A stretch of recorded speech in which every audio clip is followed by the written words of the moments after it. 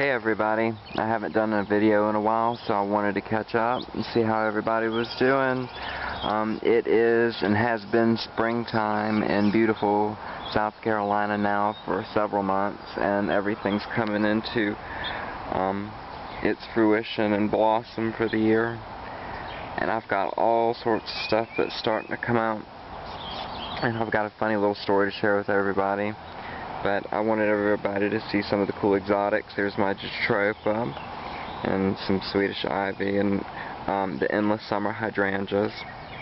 And then over here I have my Confederate jasmine by the back door so that I can smell it every time I walk in and out of the house. And then for the lady of the house we have some purple petunias. This is a ruffled variegation. Let me step over that. We've got our huge hydrangea bush. Love it. We've got our two little bird feeders. There's a little bird. And some asparagus ferns and some ivies. This is what I like to call everybody. These are 100% natural birdhouses.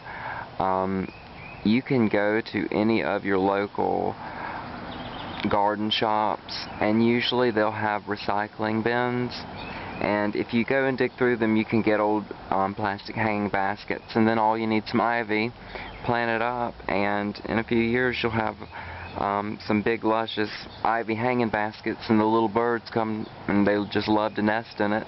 Then you get a little feeding station, go in, you could do something cool with some little rotted asparagus ferns that nobody wanted anymore and you fixed up, and it just draws all the little birds in, and we can sit there in the kitchen and just watch little birds all day, and we get all sorts of really cool little animals. And the willow tree, we had to get that trimmed up. We had a big dead branch in it, unfortunately.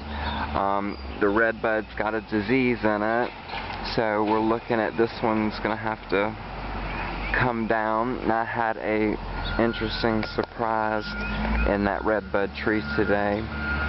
I was out here working in the garden, and I took notion to go and check on my little birds. I've had several clutches so far this spring. I've been working out with a friend of mine, and she and I have had a lot going on, so we've been just slam busy, and every chance I get I come out, but I haven't been able to get out here as much as I've wanted to. Anyway, I went to check on these little baby birds, and I opened up the door, and there was about a 4.5 foot long rat snake in there waiting on me. And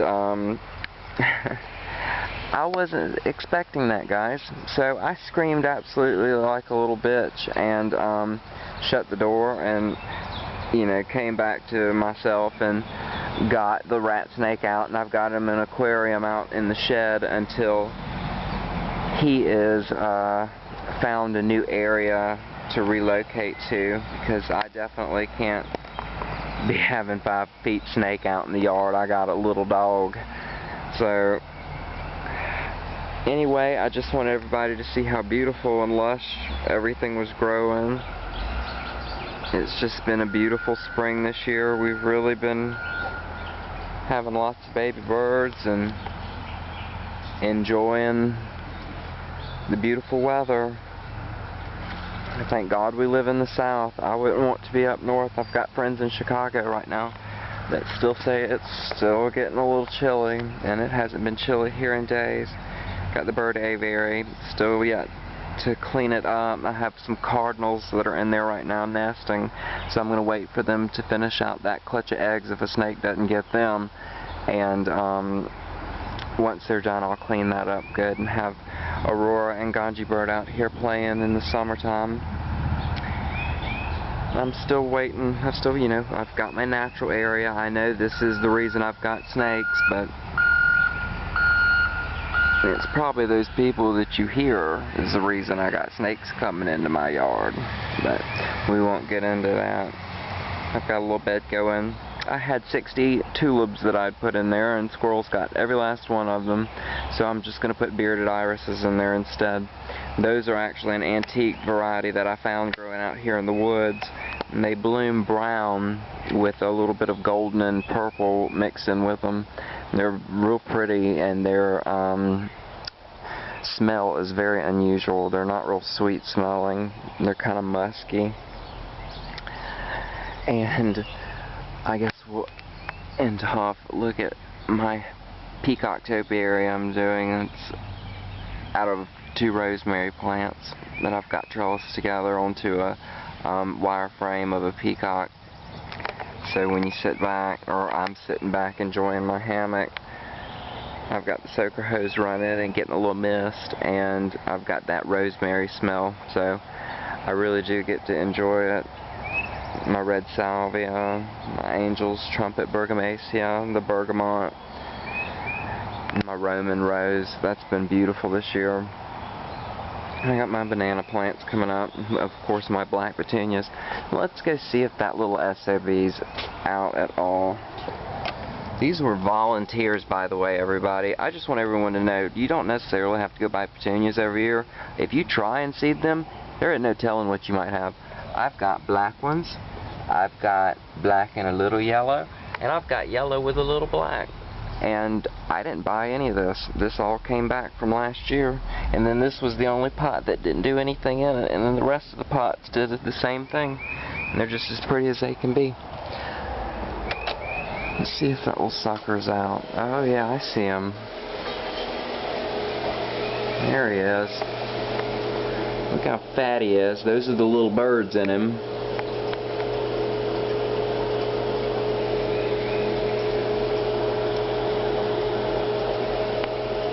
Good old rat snake.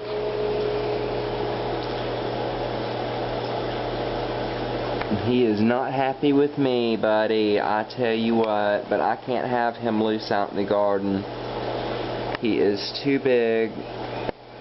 And I fixed him up. I just got a little bowl of water and I put some mint in there and some little bamboo poles for him to climb on, a little wood to knock over, and good aspen for him, so it's not going to hurt him or anything. And he just got done eating, so he ought to be alright. Jerk snake, eating all my little birds. I'm going to have to sneak you into the park, but I'm going to let you go. See, I mean, he's a real big guy. He's got some real pretty white speckling on him, too. I'm just glad you weren't poisonous. There he goes hiding. See, he's ashamed of what he did. Oh, there you are. You know what you did was wrong. Eating poor little baby birds. Not in my house, you don't. So, he's on lockdown punishment right now until I have taken him and put him out. Not of his misery. I'm not going to kill him because he's not like he's poisonous. If he's poisonous, I would have definitely killed him, but he's not poisonous. So I'm just going to take him and let him out in the woods somewhere. Maybe I'll take you to one of those churches down the street, huh?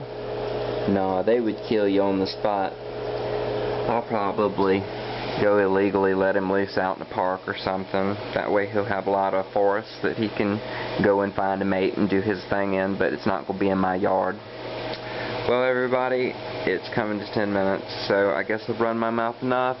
Just checking back. I haven't been on in a while, and I hope everyone's doing well. Make sure and hit me up and say hey. I'll talk with you guys later. Bye.